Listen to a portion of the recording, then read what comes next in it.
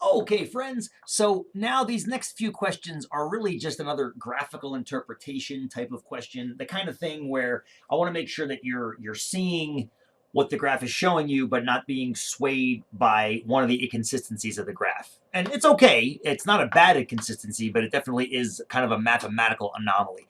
So if you look at this plot that we've been playing with here, you just calculated that the rise over run, for example, of this first segment, which is the first year of life, is 15 over 1.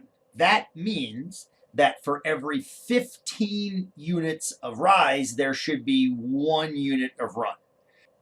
Let's actually add some rulers to it to measure what it actually is. Let's take a look. Okay, so there's the rise. And there's the run. Now remember, the rise is supposed to be 15 and the run is supposed to be 1. But if we divide this measured rise by the measured run, we don't get anywhere near what 15 over 1 is supposed to equal. So what's going on? Well, what's going on is actually really simply explained. If you look at the axes values, look at the human years, the calendar or human years, and look at the pet years.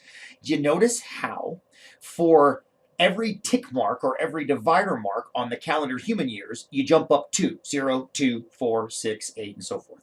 And then for pet years, you jump up 20, 20, 40, 60, 80. And the reason for that is simple. If we were to change this so that the horizontal axis jumped at the same, for example, amount that the pet years did, and we scaled it so they looked square. So what I'm doing right now is I'm making 20 here and 20 here. Well, that graph is extraordinarily hard to read. However, the slopes are now accurate. This first slope right here is 15 over 1. 15. The slope here is 9, and these slopes are all 4. I honestly, however, believe that that graph is much harder to look at than this graph.